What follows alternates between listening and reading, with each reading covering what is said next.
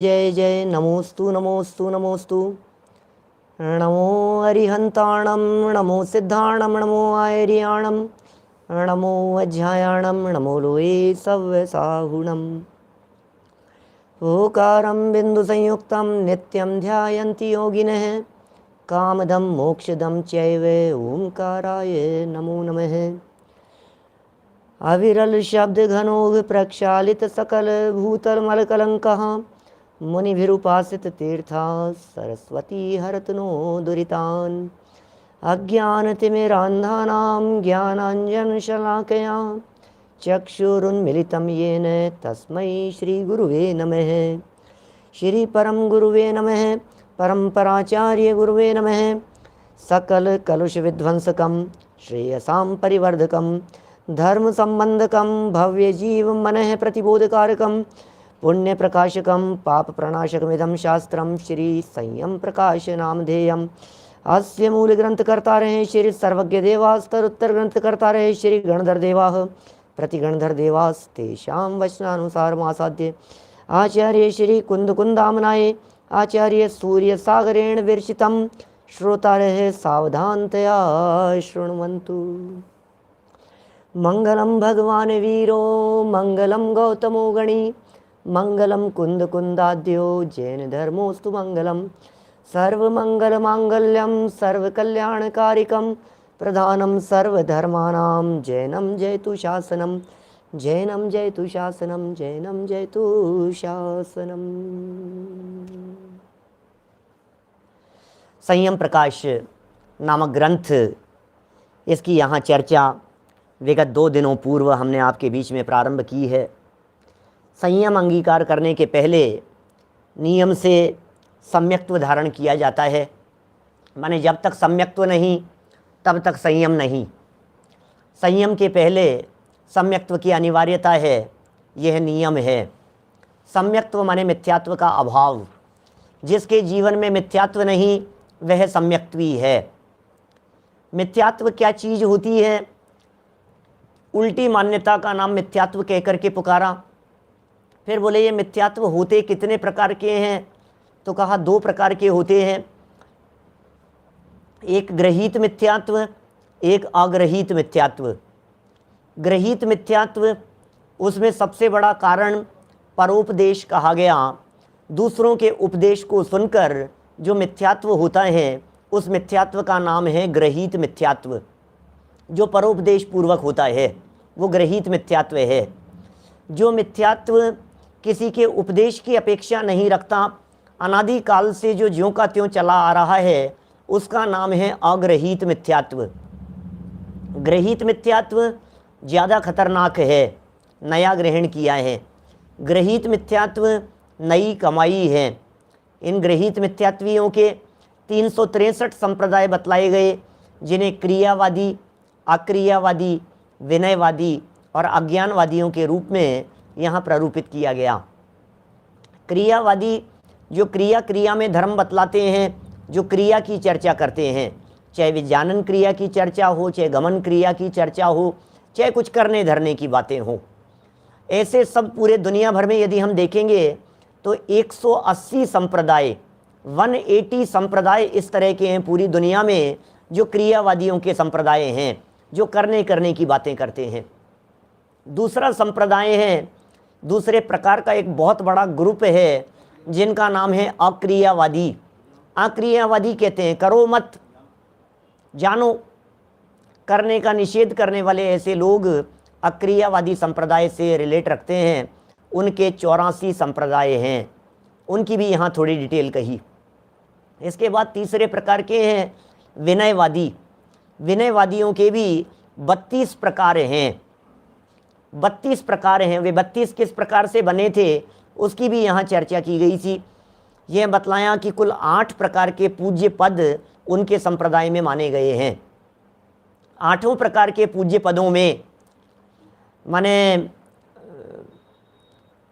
समझ लीजिए आप, माता पिता हैं, गुरुजन हैं, बालक हैं, वृद्ध हैं, इन सब के प्रति मन से विनय, वचन से विनय, काय से विनय और दान दे करके विनय।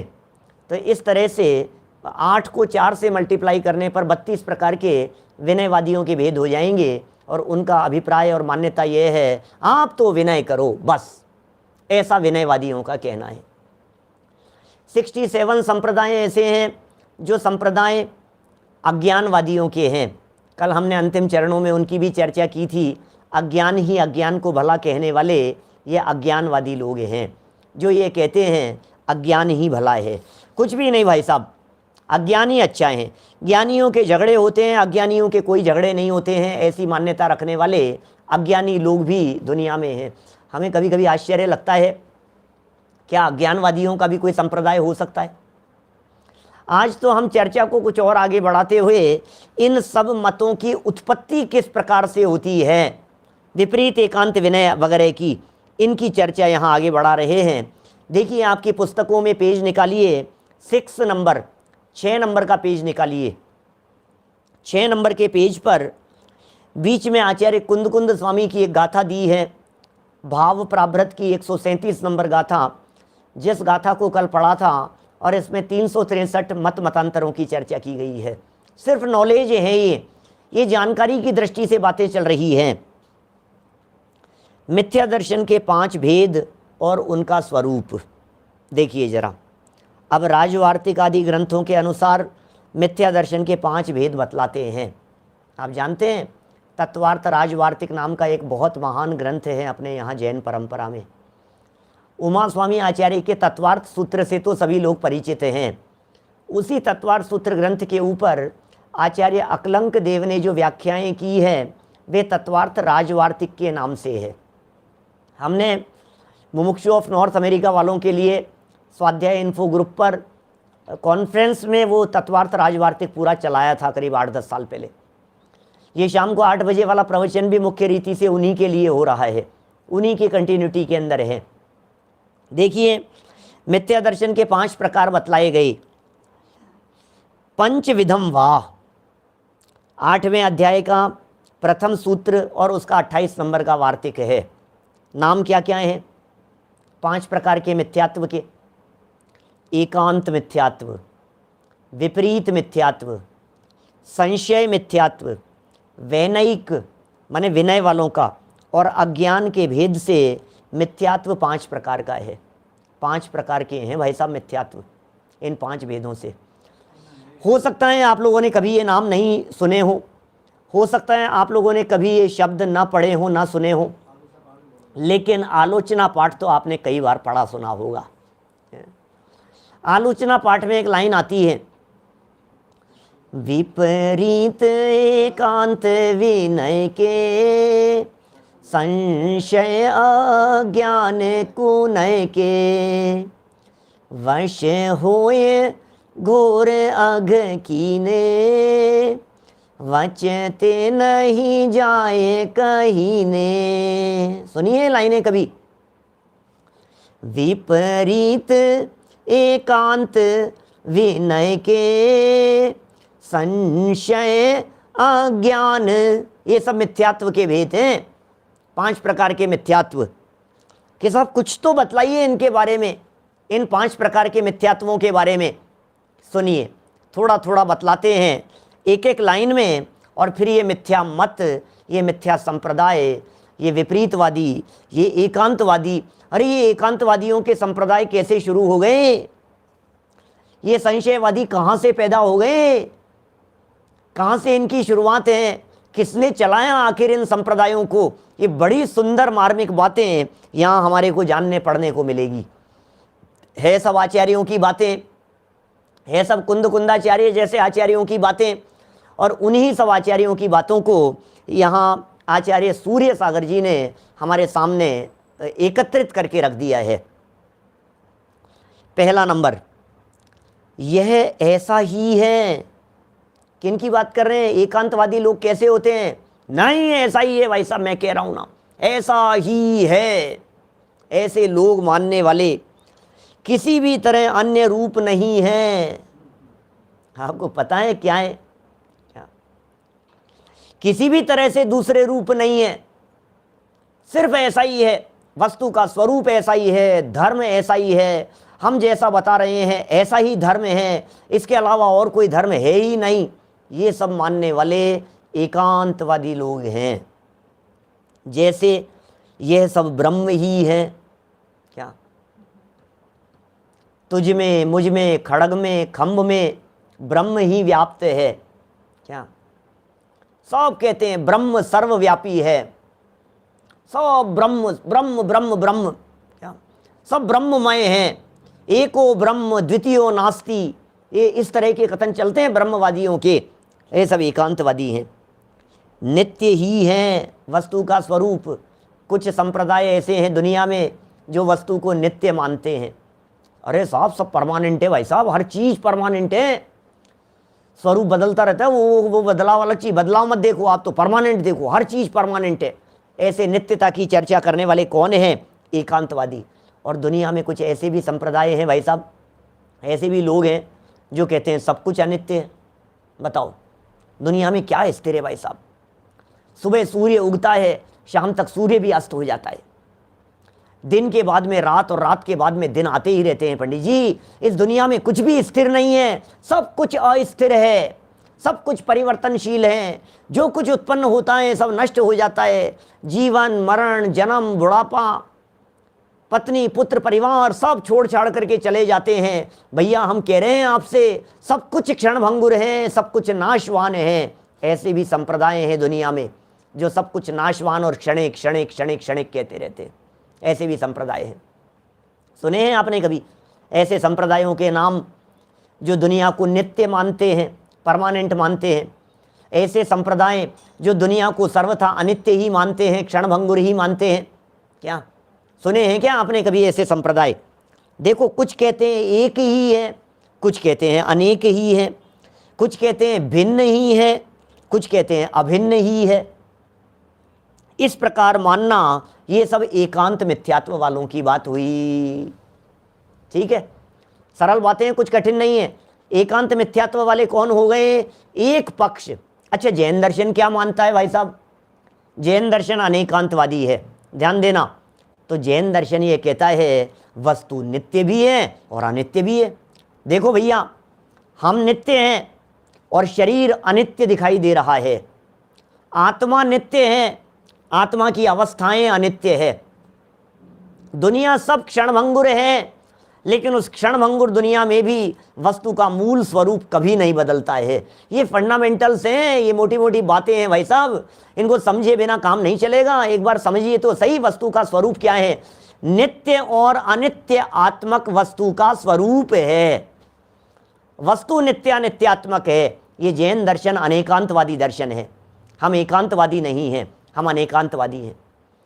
हम वस्तु को शाश्वत भी कहते हैं, हम वस्तु को क्षणिक भी कहते हैं, इसलिए हम अनेकांतवादी हैं।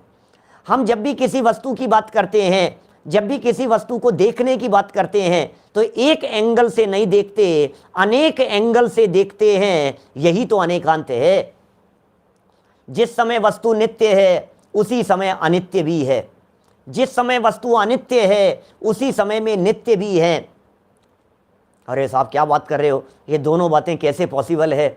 स्वभाव की दृष्टि से नित्य है, अवस्था की दृष्टि से हर समय परिवर्तनशील है। ठीक है, ये बातें हो गई एकांतवादियों के संदर्भ में। अभी चर्चा करेंगे एकांतवादी कहाँ से पैदा हुए हैं, एकांतवादियों का जन्म कहाँ से हुआ है, अभी ये चर्चा करने वाले हैं आपके बीच में। आगे 2 नंबर पॉइंट देखिए, जो पदार्थ जैसा है उससे उसे उल्टा मानना। ये कौन है? ये विपरीत वाले हैं। जो पदार्थ जैसा है उससे उसे उल्टा मानना। जैसे परिग्रह सहित भी मुनि होता है। लो ये कौन लोग हैं? विपरीत मानने वाले कौन लोग हैं? ये हैं दुनिया में। परिग्रह सहित वाले भी मुनि होते हैं साहब, सब तरह से होते हैं। तथा केवली भोजन करते हैं, स्त्री को भी मुक्ति हो जाती हो सकती है इत्यादि मानना, ये विपरीत मिथ्यात्व है। ये विपरीत मान्यताएं हैं, खोटी मान्यताएं हैं, उल्टी मान्यताएं हैं। सब मिथ्यात्व की चर्चाएं चल रही है दुनिया भर में। कैसे कैसे संप्रदाय चलते हैं। हम तो कहाँ अपनी कुटिया में, बंद कुटिया में रहते हैं, अपने को तो पता ही नहीं है दुनिया में चल क्या रहा है, इस दुनिया में हो क्या रहा है, हमें तो मालूम ही नहीं है। 3 नंबर पॉइंट देखिए, संशय मिथ्यात्व वाले कौन है? यह ऐसा है या ऐसा? संशय, यार ये बात सही है या ये बात सही है, अथवा ये है या नहीं है। अरे आप सोचिए, दुनिया भर में ऐसे ऐसे लोग भी मिल जाएंगे जो ऐसी बातें करते होंगे, अरे यार ये लोग आत्मा की बातें तो करते हैं इतनी सारी, मैं सच बतलाऊं आत्मा कुछ नहीं होता है। ये लोग शुद्धोपयोग की बातें तो करते हैं, ये आत्मा के अतीन्द्रिय आनंद की बातें कर रहे हैं, आत्मा कुछ नहीं होता है, आनंद कुछ नहीं होता है, शुद्धोपयोग धोखा है, अतीन्द्रिय आनंद कुछ नहीं है, ऐसी बातें करते हैं लोग। ये तीसरे प्रकार के मिथ्यात्वी हैं, संशय करने वाले। है या नहीं है पता नहीं, जैसे सम्यक दर्शन ज्ञान चारित्र के समुदाय रूप मोक्ष मार्ग है या नहीं है, इस प्रकार संशय करना संशय मिथ्यात्व है। आपके समझ में आ रही है कैसे संशयवादी लोग होंगे? आपको कई लोग मिल जाते होंगे इस तरह से। एक बात कहूं आपको, इस तरह के संप्रदाय वाले कोई लेबल लगा करके आपको नहीं दिखेंगे, मैं संशय मिथ्यात्व वाला जीव हूं, ऐसा नहीं मिलेगा आपको कहीं। मैं विपरीत मान्यता वाला मिथ्या दृष्टि हूं, ऐसा नहीं मिलेगा आपको दुनिया में कहीं। मैं एकांत मत वाला मिथ्या दृष्टि हूं, ऐसा नहीं मिलेगा आपको दुनिया में कहीं। हाँ, लेकिन आपके यदि आस पड़ोस में तलाश करके देखेंगे तो इस तरह की विचारधारा वाले लोग आपको कई मिल जाएंगे जो ये कहते होंगे, अरे यार जैन साहब आप क्या यार ये मोक्ष की बातें करते हुए, मोक्ष होता भी है क्या? कुछ नहीं है यार, ये सब क्या मोक्ष कुछ नहीं होता है, ये सब पंडितों के काम है, महाराजों के काम है, त्यागियों मुनिराजों के काम है, ये सब ये आप लोगों के सब इस तरह के काम करते हो आप। सच में किसने देखा मोक्ष, किसने देखा परभव, किसने देखा नरक स्वर्ग? कुछ नहीं होता है ये सब। कौन लोग हैं? संशय करने वाले। ये कैसा संशय करते हैं? स्वर्ग नहीं होता, नरक नहीं होता, हम नहीं मानते स्वर्ग नरक की बातों को। ऐसे ऐसे लोग मिलेंगे सारे दुनिया भर में। हो सकता है आपके बच्चे हों, हो सकता है आपके परिवार वाले हों, हो सकता है आपके भाई बंधु हों, हो सकता है आपके पड़ोसी हों, हैं? बोलो कितने सब लोग इस तरह की बातें करने वाले मिल जाएंगे आपको, जो ये कहेंगे भाई साहब कुछ नहीं है, कुछ नहीं है। क्या समझ में आ रही है बात? कुछ भी नहीं है साहब दुनिया भर में, ये सब कुछ होता ही नहीं है। न स्वर्ग होता है, न नरक होता है, न ऐसे ऐसे नरक में ले जाकर के मारेंगे, ये करेंगे वो करेंगे, कुछ नहीं है, सब बेकार है। ऐसा संशय स्वर्ग नरक के बारे में, मोक्ष के बारे में, सम्यक दर्शन आदि के बारे में करने वाले, ये सब संशय मिथ्यात्व वाले जीव हैं। क्या 4 नंबर की बात देखिए, सब देवताओं और सब मतों को किसी अपेक्षा के बिना ही समान रूप से सच्चा मानने वाले वैनयिक मिथ्यात्वी हैं। क्या बात कर रहे हो? बोलो नितिन भाई, बहुत तरह के ऐसे मिलेंगे, वीरेंद्र भाई, बहुत तरह के लोग इस तरह के मिलेंगे। नई नई जनरेशन वाले, आज पैदा हुए बच्चे, आजकल के छोटे छोटे से बच्चे पलट करके सामने जवाब देते हैं, पूछते हैं, अरे किसने देखा, किसने देखा? अरे भैया किसने देखा मत कहो, श्रद्धा से स्वीकार करो, श्रद्धा से भाई साहब, श्रद्धा से स्वीकार कीजिए। मैं बहुत बार कहता हूँ, ये जैन मान्यताएं ये सब श्रद्धा से स्वीकार करने की चीज़ें। भैया आप नमोकार मंत्र पर श्रद्धा रखते हैं या नहीं? कि हाँ साहब बिल्कुल रखते हैं। कैसी बात करते हो, नमोकार मंत्र क्यों नहीं मानेंगे हम जैन हैं, हम नमोकार मंत्र पर श्रद्धा नहीं रखेंगे क्या? नमोकार मंत्र के ऊपर हमारे को पूरी श्रद्धा है, नमोकार मंत्र के ऊपर हमारे को पूरा भरोसा है। अच्छा मानते हो? कि हाँ मानते हैं। तो बतलाइए नमो अरिहंताणम का मतलब क्या होता है? क्या अनंत भगवान को नमस्कार। नमो सिद्धाणम का मतलब क्या होता है? बोले सिद्ध भगवान को नमस्कार। प्रश्न कर लेंगे आपसे, अर्थ बतलाते ही कौन होते हैं अरिहंत और कौन होते हैं सिद्ध, हम तो नहीं मानते, हमें दिखाओ अनंत और सिद्ध भगवान, हम नहीं मानते। ऐसे लोग मिलेंगे लोग क्या दुनिया में? इस प्रकार की बातें करने वाले मिल जाएंगे, हम नहीं मानते अनंत सिद्ध को, हम नहीं मानते भगवान कुछ नहीं मानते, हम तो अनंत सिद्ध नहीं मानते। दिखाओ कहाँ है? भैया नमो अरिहंताणम नमो सिद्धाणम बोलना मुश्किल पड़ जाएगा। क्या कहें आपसे? नमो अरिहंताणम नमो सिद्धाणम कठिन पड़ जाएगा। कैसे लोग हैं ये विनयवादी? अरे भैया सुनो, वीतरागता की बातें तो तुम लोग करते हो और राग द्वेष सबसे ज्यादा तुम ही फैलाते हो। बोलो लोहाड़िया जी कैसा लगेगा? वीतरागता की बातें तो तुम ही करते हो और झगड़ा तुम ही फैलाते हो सबसे ज्यादा। क्या बातें करते हैं, नहीं चलेगा ये सब।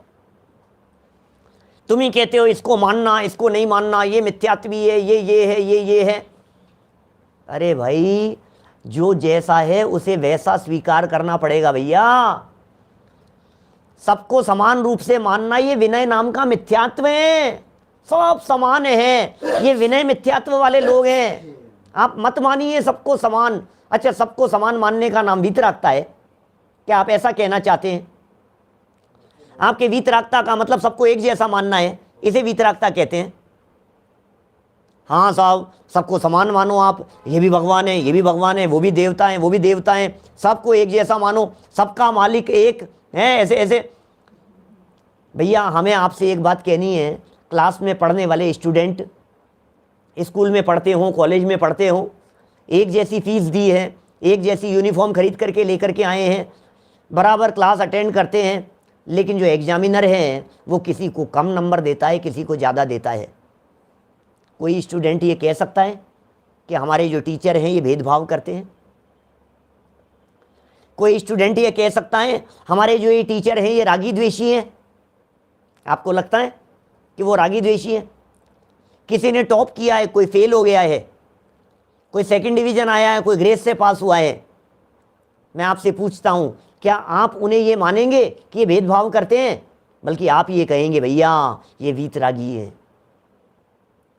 यदि जिसको जितने नंबर मिलने चाहिए थे उतने ही नंबर मिले हैं, इसका मतलब वो वीतरागी है, वीतराग भाव से उन्होंने नंबर दिए हैं योग्यता के अनुसार। यही बात हम कहना चाह रहे हैं दुनिया के सारे देवी देवताओं, परमात्माओं, भगवानों के संदर्भ में, पूरे दुनिया भर के बारे में। जो जैसा है उसे वैसा स्वीकार कीजिए। क्या रामचंद्र जी भगवान है, हमें कोई ऐतराज नहीं है, लेकिन रामचंद्र जी की वीतरागी प्रतिमा को हम मांगी तुंगी में जाकर के वंदन करेंगे। मुकुट लगे हुए तो हम आदिनाथ भगवान को भी वंदन नहीं करेंगे भाई साहब। मुकुट लगे हुए तो हम महावीर भगवान को भी वंदन नहीं करेंगे भाई साहब, ये समझ लेना आप। इसलिए इस विनय मिथ्यात्व के नाम पर सबको एक समान मान लेना, सबके आगे जाकर के माथा टेक देना, ये तो मिथ्यात्व है। मिथ्यात्व माने आपका दुश्मन, मिथ्यात्व माने आपको नुकसान पहुंचाने वाला, मिथ्यात्व माने चारों गतियों में रखड़ने वाला, उसका नाम है मिथ्यात्व। भाई मिथ्यात्व क्या चीज है? साधारण मत समझिए इस मिथ्यात्व को। ये मिथ्यात्व रखड़ देने वाला है, ये मिथ्यात्व रुलाने वाला है, ये मिथ्यात्व पेल देगा चतुर्गति में, ये मिथ्यात्व निगोद में ले जाएगा, ये मिथ्यात्व नरक में ले जा करके डंडे पड़वाएगा। ये मिथ्यात्व है, संभल करके रहना, धर्म के नाम पर कहीं मिथ्यात्व का पोषण न हो जाए। संभल करके रहना भैया, बहुत सावधानी की जरूरत है। जीवन बहुत मुश्किल से मिला है, बड़ी मुश्किल से प्राप्त हुआ है ये मनुष्य जीवन। बहुत गंभीरता से इन सब बातों को समझने का प्रयत्न करना। चलिए 4 पॉइंट हो गए हैं। 5वां पॉइंट पेज नंबर 7 पर, अपने हिताहित को बिल्कुल न समझना अज्ञान मिथ्यात्व है।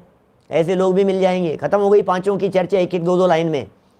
अज्ञान मिथ्यात्वी कौन है? अज्ञान मिथ्यात्वी ये वो लोग हैं समझते ही नहीं है, जिनको कुछ भला बुरा दिखता ही नहीं है,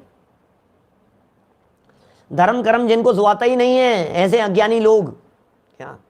जिन्हें कुछ धर्म कर्म से मतलब नहीं है, जिन्हें कुछ लेना देना नहीं है, ऐसे अज्ञानी लोग हैं।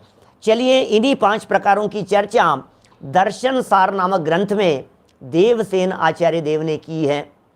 क्या देखिए क्या कह रहे हैं। एयंतम ससय्यम विविरियम विनयजम महामोहम अन्नाणम मेच्चतम निर्दिष्टम शब्दर्षिहिम। क्या कह रहे हैं? अब दर्शन सार आदि के अनुसार इन 5 की उत्पत्ति आदि का वर्णन करते हैं। सुनिए, छोटी छोटी सी कहानियाँ बताएंगे, छोटी छोटी सी स्टोरीज के माध्यम से इनका वर्णन करेंगे कि आखिर ये कैसे उत्पन्न हुए, कहाँ से चालू हुआ एकांत मत। देखना जरा, एकांत मत की उत्पत्ति दर्शन सार नामक ग्रंथ की 6ठी गाथा को यहाँ कोट किया है। सिरि पासणाह तिथे सरयू तीरे पलासणय रथो पिहियास वस सिसो महासुदो बुड्डु के तिमुणी। एक बार नीचे फुटनोट पढ़ लेते हैं, देखिए जरा फुटनोट में क्या लिखा है। कोई तो ये कहते हैं कि ये बुद्ध कीर्ति ही बुद्ध था, बुद्ध कीर्ति ये बुद्ध था, कोई ऐसा कहते हैं। उसने जिन दीक्षा से भ्रष्ट होकर बौद्ध मत चलाया था। माने कोई व्यक्ति ऐसा भी कहते हैं कि ये जो थे बुद्ध कीर्ति, ये बुद्ध कीर्ति पहले दिगंबर मुनिराज थे, जैन मुनि थे, फिर जैन मुनि से भ्रष्ट हो गए और बाद में भ्रष्ट होकर के इन्होंने बौद्ध मत चलाया। और अमित गति आचार्य लिखते हैं कि मौडिलायन मुनि ने बौद्ध मत चलाया और शुद्धोधन के पुत्र बुद्ध को अवतार बतलाकर पुजवाया। अभी आचार्य अमित गति कह रहे हैं ये, माने जैसा प्रमाण इनको मिला कि भाई ये किसने चलाया है, तो उसके संबंध में इन्होंने यहाँ कह दिया कि कोई मौडिलायन नाम के मुनि थे, उन्होंने बौद्ध मत चलाया और शुद्धोधन के पुत्र थे एक, उनको बुद्ध का अवतार कह करके वो पुजवाया, उनको उनकी पूजा भक्ति आराधना शुरू करवाई। देखिए क्या कह रहे हैं, कहाँ से शुरू हुआ, आखिर कब से ये एकांत मत की उत्पत्ति हुई। अर्थ, श्री पार्श्वनाथ स्वामी के धर्मोपदेश के पश्चात, पार्श्वनाथ भगवान का जब धर्मोपदेश हुआ, पार्श्वनाथ भगवान जब इस धरातल पर मौजूद थे और पार्श्वनाथ भगवान का जब उपसर्ग वगैरह दूर हुआ, उन्हें केवल ज्ञान हो गया, समोच्चरण के साथ में विराजमान थे, भगवान पार्श्वनाथ का उपदेश होता था। उस उपदेश के पश्चात और श्री वर्धमान स्वामी के धर्मोपदेश होने के पहले, माने महावीर स्वामी के बाद, सॉरी पार्श्वनाथ भगवान के बाद और महावीर भगवान के पहले गैप कितना था दोनों के बीच में? बोले 250 वर्ष का अंतराल था। श्री पार्श्वनाथ स्वामी का जो तीर्थ काल है, इसमें सरयू नदी के किनारे, सरयू नाम की नदी, और उस नदी के किनारे पलाश नामक नगर में श्री पिहिताश्रव मुनि का एक शिष्य बुद्ध कीर्ति नामक मुनि था। कथा सुना रहे हैं, कहानी सुना रहे हैं, बहुत संक्षेप में, शॉर्ट में, एकांत मत कहाँ से उत्पन्न हुआ। सरयू नदी के किनारे पलाश नामक नगर, पिहिताश्रव नाम का मुनि, उनके शिष्य बुद्धि कीर्ति मुनि थे। अब किसी कारण से क्या हुआ, भूख प्यास परिस्थिति, रोग बीमारी, जो भी परिस्थिति बनी हो, वो किसी कारण से मछलियों को खाने लगा। ओहो, क्या समझिए आप, किसी कारण से मछलियों को खाने लगा। अब ये रेफरेंस कहाँ का दे रहे हैं?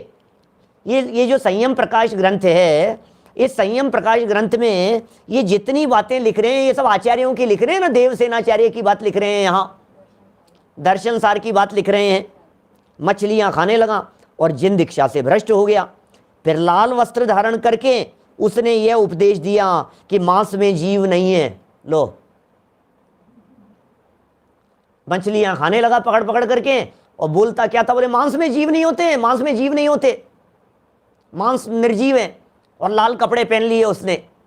अब आपको समझ में आ गया होगा। देखिए, मैं एक बात यहाँ बहुत स्पष्ट शब्दों में कह देना चाहता हूँ। इस मिथ्यात्व के पूरे प्रकरण को पढ़ने का उद्देश्य है किसी मत, किसी संप्रदाय, किसी की भावनाओं को ठेस पहुंचाना नहीं है, किसी भी संप्रदाय के ऊपर उंगली उठाना नहीं है, किसी भी संप्रदाय के संदर्भ में हम उन्हें नीचा दिखा रहे हों, उनके बारे में कुछ ऊटपटांग अनर्गल चेष्टाएं कर रहे हों, ऐसा रंच मात्र भी नहीं है। यहाँ तो सिर्फ जैसा स्वरूप है उस स्वरूप का प्रतिपादन करना ही उद्देश्य है, इसके अलावा और कुछ नहीं।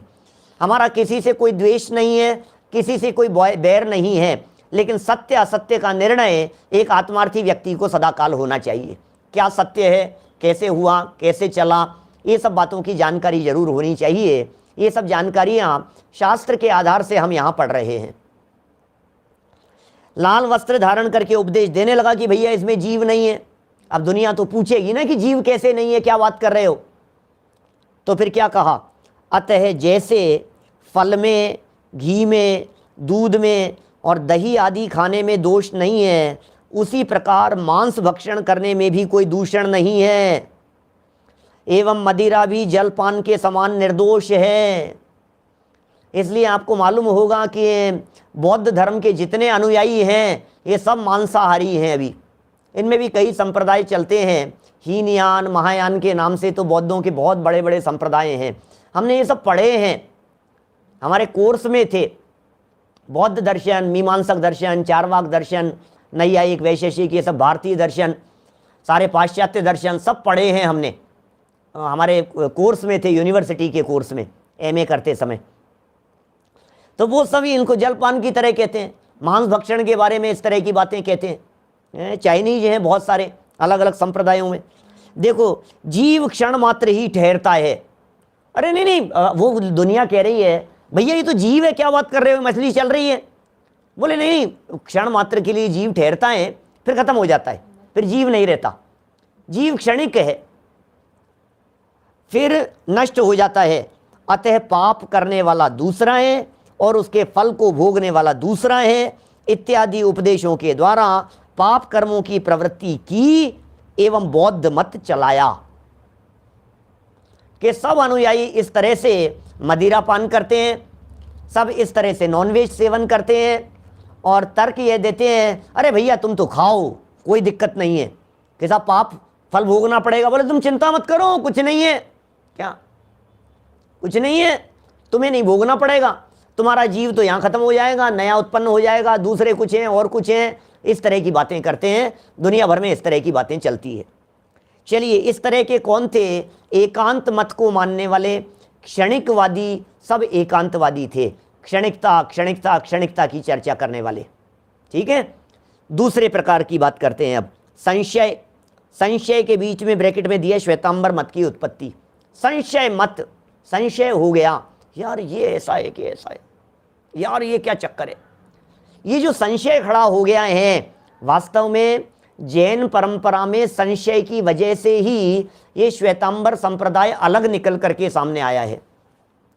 जितने बंटवारे हुए हैं जैन संप्रदाय में, चाहे वो दिगंबर संप्रदाय में भी जितने संप्रदाय और खड़े होते चले जा रहे हैं, इन सब संप्रदायों के बंटने का एकमात्र कारण है संशय। क्या?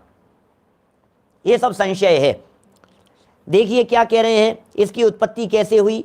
दर्शन सार नामक ग्रंथ की 11वीं गाथा में कहते हैं, 36 वरिस सये विक्रम राय स्मरण पतस सोरठे वलहिए उपन्नो सेवड़ो संघो। क्या कहा है? विक्रमादित्य राजा के मरण के बाद, विक्रमादित्य को तो जानते होंगे आप लोग। विक्रमादित्य भारत के एक महान सम्राट हुए विक्रमादित्य। विक्रमादित्य वे महान सम्राट थे जिन्होंने देश के ऊपर अखंड रीति से राज्य किया। मालवा उज्जैन से देश को इकट्ठा करने का उन्होंने, वो थे ना क्या बोलते हैं, उनसे पहले जो चलते थे शकों वगैरह से, और उनसे इन्होंने मुक्ति दिलाई। बाहर से जो पाश्चात्य जातियां जो आ गई थी उनसे मुक्ति दिलाने का कार्य किया। विक्रमादित्य वे हैं जिनके नाम से आज एक प्राचीन संवत चलता है, अपना विक्रम संवत, ये विक्रमादित्य के नाम से चलता है।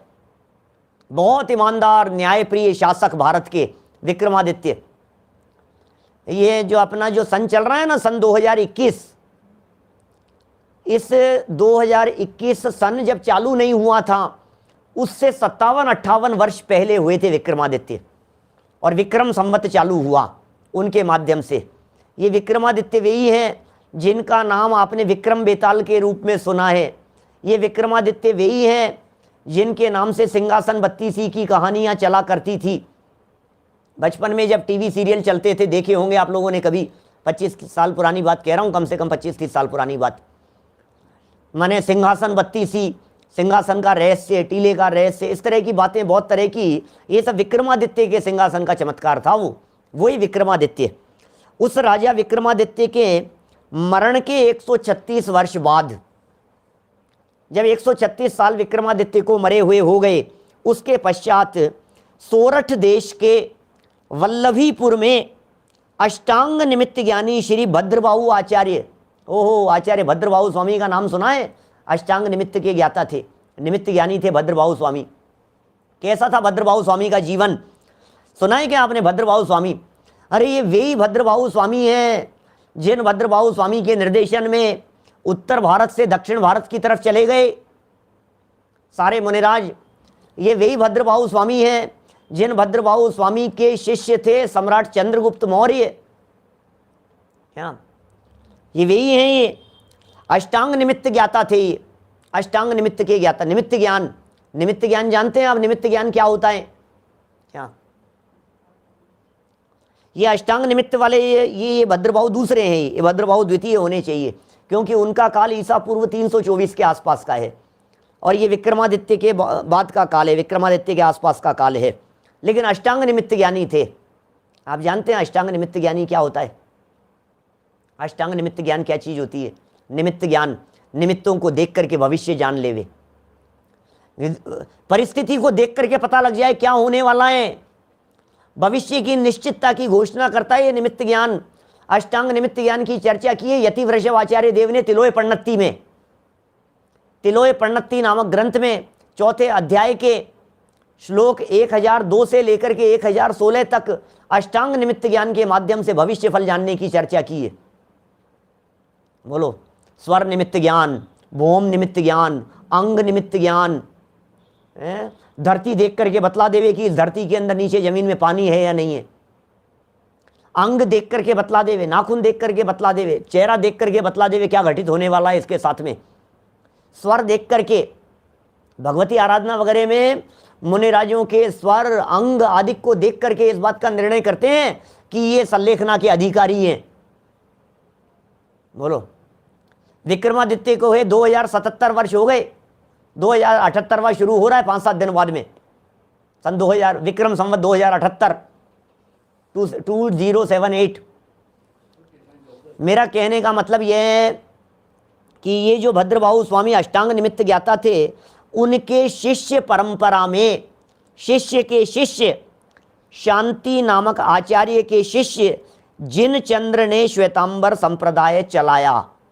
जिनचंद्र नामक मुनिराज ने, जिनचंद्र साधु थे, जिनचंद्र मुनिराज थे और उन्होंने इस संप्रदाय को आगे चलाया है, ये बात यहाँ कह रहे हैं। चंद्रगुप्त मौर्य जैन मुनिराज थे, आचार्य भद्रबाहु स्वामी से दीक्षा ली है। चंद्रगुप्त मौर्य के नाम से श्रवण बेलगोला में बाहुबली स्वामी के सामने वाला जो पर्वत है चंद्रगिरी पर्वत, वो चंद्रगुप्त मौर्य के नाम से चंद्रगिरी है उसका नाम। श्रवण बेलगोला वाला जो पर्वत है ना, सामने वाला पर्वत, दर्शन किए होंगे आपने, सामने की पहाड़ी, उस पर्वत का नाम चंद्रगिरी चंद्रगुप्त मौर्य के नाम से है। चंद्रगुप्त मौर्य दिगंबर साधु हो गए, भद्रबाहु स्वामी के शिष्य थे ये। क्या देखिए, जिनचंद्र स्वामी ने ये चलाया। मान्यताएं देखो, इस संप्रदाय का नाम क्या दिया है इन्होंने? संशय मत। इसको नाम दिया है संशय मत। ये नाम क्यों दिया गया? संशय कैसे दिया? 5 बातें यहाँ कह रहे हैं संशय के बारे में, 6 बातें। नंबर 1, इस संप्रदाय में अनेक बातें सिद्धांत से विरुद्ध चलाई, जिनमें से कुछ बातें ये है। नंबर 1, स्त्री पर्याय से भी मुक्ति हो जाती है। श्वेतांबर संप्रदाय में ऐसा माना जाता है स्त्री पर्याय से मुक्ति हो जाती है। तो साहब इसमें संशय का क्या काम है? बोले संशय का सबसे बड़ा काम यह है कि दिगंबर परंपरा में भी स्त्री मुक्ति कही है। अरे साहब क्या बात कर रहे हो आप? अरे सुनो तो सही बात, नहीं सुनोगे तो समझ में नहीं आएगी, गहराई से समझिए आप। देवीलाल जी साहब बिल्कुल सही कह रहे हैं, अंतिम मुकुटबद्ध शासक थे चंद्रगुप्त मौर्य। चंद्रगुप्त मौर्य अंतिम मुकुटबद्ध शासक थे। चलिए, बात क्या कह रहा था मैं? ये कह रहे हैं कि स्त्री पर्याय से मुक्ति की, हाँ जी होती है ना, लेकिन भाव स्त्री वेद से मुक्ति होती है, द्रव्य स्त्री वेद से नहीं। अब संशय हो गया कि साहब यहाँ तो स्त्री वेद से मुक्ति लिखी है, तो उसमें ये संशय मान लिया गया कि स्त्री पर्याय से भी मुक्ति होती है। ये संशय खड़ा हो गया, ख्याल नहीं बात, ये संशय मत खड़ा हो गया, वहां से विपरीत बात चल गई। अपने मोक्ष मार्ग प्रकाशक ग्रंथ में पेज नंबर 147 147 नंबर पेज पर स्त्री मुक्ति निषेध प्रकरण में पंडित जी साहब ने इस बात को बहुत खोला है। आगे चल करके तो फिर बहुत सारी बातें हो गई, फिर बहुत सारी बातें नई जुड़ गई, बहुत सारे अलग अलग तरह की बातें खड़ी हो गई। लेकिन संशय कहाँ से खड़ा हुआ? संशय जो स्टार्टिंग पॉइंट की बात कर रहे हैं जितेंद्र जी साहब, ये तो जिस पॉइंट पर शुरू हुआ था ना मत, वहां क्या संशय खड़ा हुआ था उसकी चर्चा कर रहे हैं। देखिए क्या कह रहे हैं। तो पहला हो गया स्त्री मुक्ति। दिगंबर परंपरा भी स्त्री मुक्ति मानती है, लेकिन भाव वेद की अपेक्षा से, क्या द्रव्य वेद की अपेक्षा से नहीं मानते। लेकिन भ्रम ऐसा खड़ा हो गया कि वो द्रव्य वेद से भी मुक्ति की बात चल पड़ी। नंबर दूसरा पॉइंट, केवली भगवान भी मनुष्यों के समान कवलाहार करते हैं। अब शास्त्रों में, जैन परंपरा के शास्त्रों में केवली के आहार की चर्चा आई है। केवली भगवान के आहार होता है। आपने सुने 6 प्रकार के आहार होते हैं, 6 प्रकार से आहार होते हैं। उनमें केवलियों के 9 कर्म आहार कहा गया है। केवलियों के भी आहार कहाँ हैं? अनंत भगवान के भी आहार कहा गया है, लेकिन 9 कर्म आहार कहा गया है। संशय क्या खड़ा हो गया कि जैसे ही केवलियों के आहार शास्त्र में पढ़ा, आगम में पढ़ा, और ये मान लिया गया कि केवलियों के कवल आहार होता है। कवल माने होता है ग्रास।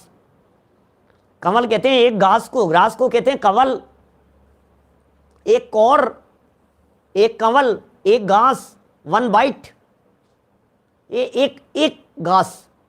तो बोले ये जो एक ग्रास की जो बात है, उसके संबंध में ये कह रहे हैं ऐसा ग्रास ग्रास करके अनंत भगवान भोजन करते हैं, यह मान्यता नहीं है, यह मान्यता बराबर नहीं है।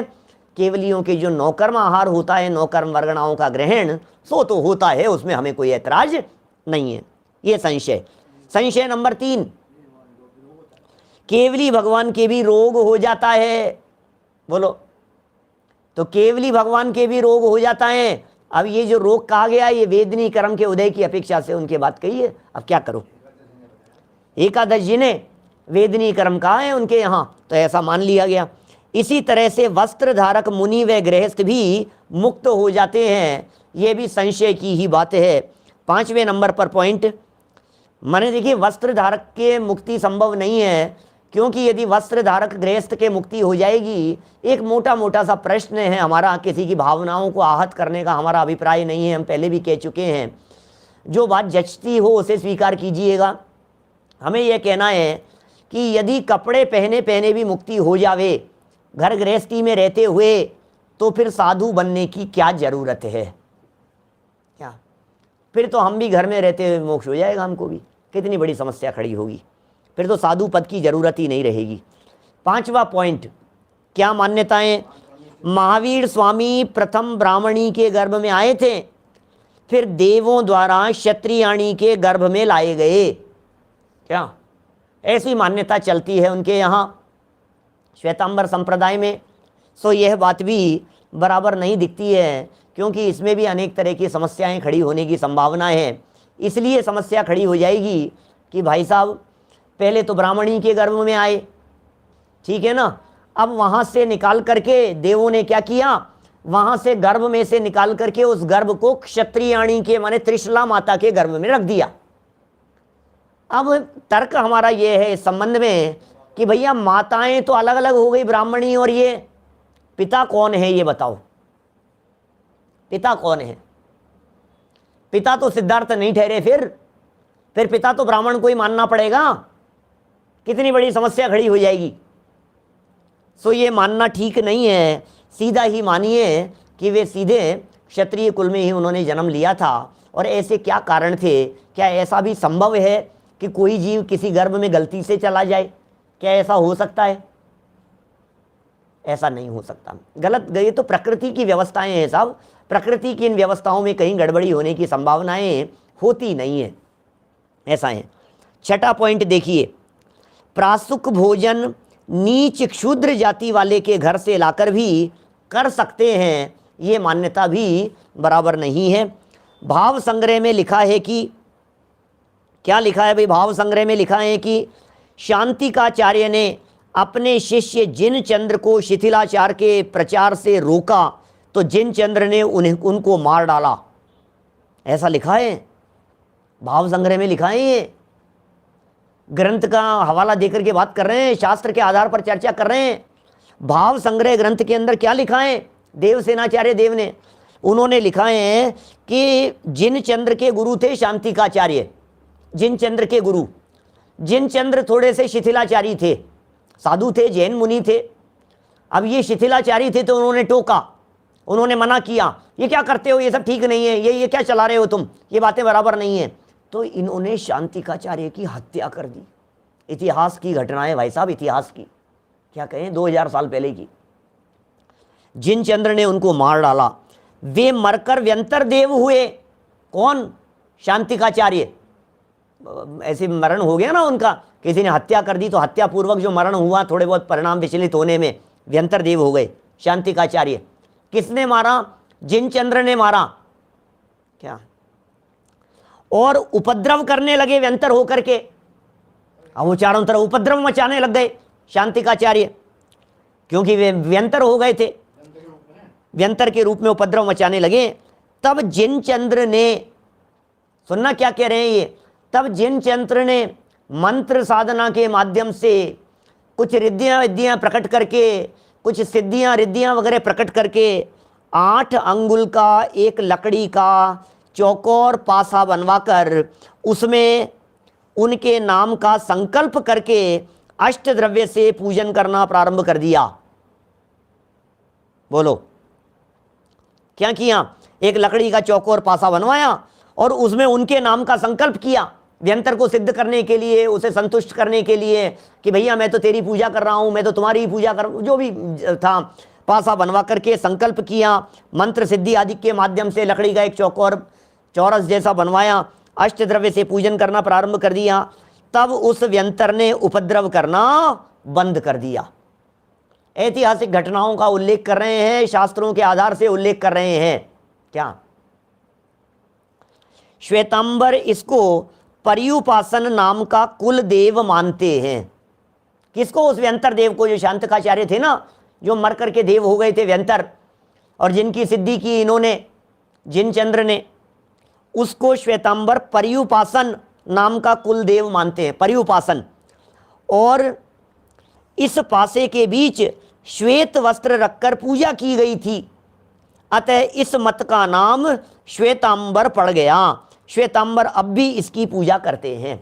जो लोग श्वेतांबर हैं, बहुत सारे हमारे साथी श्वेतांबर भी हैं, श्वेतांबर संप्रदाय से भी हैं, वे बराबर इन सब बातों को जानते होंगे कि ये जो पर्युपासन नाम जो है, ये पर्युपासन की पूजा करते हैं। वे पर्युषण के समय में करते हैं, विशेष रूप से करते हैं, आयोजनों के समय में करते हैं।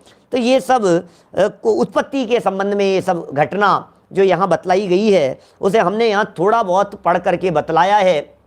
बहुत सारी बातें हैं, किस किस तरह से उत्पन्न हो गया, कहाँ कहाँ से किस किस प्रकार की बातें आ गई। आप शास्त्रों को खोलें, अकाल का प्रसंग था, भद्रबाहु स्वामी के समय में अकाल पड़ गया, शिथिलाचार का पोषण हो गया, 12 वर्ष का अकाल पड़ गया था भारत भूमि में, उत्तर भारत में, नॉर्थ इंडिया में। 12 वर्ष का अकाल किसे कहते हैं? 1 साल यदि बारिश नहीं होवे तो क्या स्थिति हो जाती है भाई साहब? सूखा पड़ जाता है। दूसरे साल फिर बारिश नहीं हो, तीसरे साल फिर बारिश नहीं हो, चौथे साल फिर बारिश नहीं हो, 5वें साल फिर बारिश नहीं हो, 12 वर्ष तक लगातार बारिश नहीं हुई, क्या स्थिति बनी होगी देश में? कल्पना कर सकते हैं आप? भद्रबाहु स्वामी जो निमित्त ज्ञानी थे, उन्होंने आहारचर्या के दौरान एकाध वर्ष में ही, साल 6 महीने में ही जब बारिश नहीं हुई, किसी के यहाँ से आहारचर्या से लौटते समय भद्रबाहु स्वामी ने पलने में झूलते हुए एक बालक से पूछा, रो रहा था बालक, उस बालक से पूछा, क्यों भैया और कितने दिन? और जो उस पलने में झूलते हुए बालक का स्वर निकला, उस स्वर के आधार पर भद्रबाहु स्वामी ने घोषणा कर दी कि यहाँ उत्तर भारत में 12 वर्ष का अकाल पड़ने वाला है। घोषणा हुई, मुनि संघों में घोषणा कर दी कि भैया उत्तर भारत में 12 वर्ष का अकाल पड़ेगा, चलो दक्षिण भारत की तरफ। तो आप देखिए, भगवान महावीर स्वामी तो इधर, भगवान महावीर स्वामी के बाद से ये जो हुए भद्रबाहु स्वामी वगैरह, सारे दिगंबर मुनिराज सबके सब साउथ की तरफ चले गए। क्या बोलो? सब दक्षिण भारत में, सब दक्षिण भारत में जाकर के बस गए सबके सब। सारे अपने दिगंबर आचार्य, दिगंबर परंपरा यदि कहीं जीवित रही तो वो दक्षिण भारतीयों की देन है, आज साउथ इंडियंस की देन है। उन्होंने आश्रय दिया, उन्होंने संभाला। वहां भी आज गांव के गांव दिगंबर जैन है, पूरे के पूरे दक्षिण भारत में। जगह जगह जाकर के देखोगे आप, छोटे छोटे से गांव से लेकर के बड़े बड़े शहर तक सब दिगंबर जैन, और ऐसे ऐसे विशाल मंदिर। अभी हम लोग 2-3 साल हो गए होंगे शायद, दक्षिण भारत यात्रा की तरफ, तमिलनाडु वगैरह की तरफ गए। हमारे बहुत सारे साथी अभी भी सुन रहे हैं क्या, माने साउथ में जो तमिलनाडु के लोग हैं, उधर कर्नाटक साइड के लोग हैं, ऐसे ऐसे विशाल विशाल जैन मंदिर हैं और ऐसे खंडर जैसे दिखाई देते हैं। दरिद्रता भी बहुत है वहाँ यद्यपि, लेकिन ये सब उस काल में हुआ। जो यहाँ रह गए वे शिथिलाचारी होते चले गए, धीरे धीरे शिथिलाचार का पोषण होता चला गया। तो वो सब ये सब क्यों खड़ी हुई बातें, ये सारी बातें खड़ी हुई है संशय की वजह से, इसलिए उसे संशय मिथ्यात्व की श्रेणी में रखा गया है। हमारे जीवन में किसी प्रकार का कोई संशय न रहे, हम बराबर तत्व की बातों को पढ़ें। ये तो कुछ स्टार्टिंग का प्रकरण है, 2-3 मतलब कल और चलेगी ये मत और संप्रदायों की चर्चा। और फिर उसके बाद में तो जो अपनी सम्यक दर्शन की पात्रता, सम्यक दर्शन कैसे हो, अपना आत्मकल्याण कैसे करें, ये जीव अपने मनुष्य जीवन को सफल सार्थक कैसे कर सकता है, अपने लिए प्रयोजनभूत क्या है, गृहस्थों को करने योग्य क्या है, हमारे लिए करने योग्य क्या क्या कार्य हैं, इस तरह की सब चर्चाएं ये सब इसमें चलने वाली है। कल और कुछ अन्य कहानियों के माध्यम से कुछ अन्य मतों के उत्पत्ति संबंधी चर्चा को आगे बढ़ाएंगे। अभी की बात को हम यहीं विराम देते हैं। आपसे मिलेंगे कल ठीक रात्रि 8 बजे बहुत सुंदर मार्मिक चर्चा को आगे बढ़ाते हुए। प्रातःकाल हमारी जो चर्चा चल रही है बहुत सुंदर, द्रव्यानुयोग से प्रयोजन की सिद्धि, द्रव्यानुयोग के व्याख्यान का विधान, मोक्ष मार्ग प्रकाशक, आप अवश्य उसका लाभ लेवें प्रातः 9:20 पर, और दिन में 2:30 बजे क्षत्र चूड़ामणि ग्रंथ। अभी की चर्चा को विराम। जनवाणी स्तुति। जिन लोगों के पास में ग्रंथ नहीं पहुँचे हैं, हमारे पुनः प्रकाशन में चल रहा है, वो जल्द ही आपके हाथों में आ जाएगा। टेलीग्राम ग्रुप पर आपने जो ज्वाइन किया है, उस ग्रुप के ऊपर वो लिंक उसकी डाली हुई है। आप जरूर इधर उधर मैसेज फॉरवर्ड नहीं करें, सिर्फ उस ग्रुप में से उस लिंक को क्लिक करके पूरी अपनी डिटेल भर दीजिए, नाम, पता, पिन कोड, मोबाइल नंबर, आपके घर पर जैसे भी संभव होगा कितनी प्रतियां चाहिए आप तक ग्रंथ अवश्य पहुंच जाएंगे। अभी जनवाणी स्तुति। जा वाणी के ज्ञान ते सूझे लोकालोक, सो वाणी मस्तक नमो, सदा देत हूँ ढोक, सदा देत हूँ ढोक। 9 बाणों का मंत्र। नमो नमो सिद्धाणं, नमो आयर्य, नमो विजयाय, नमो लोये सब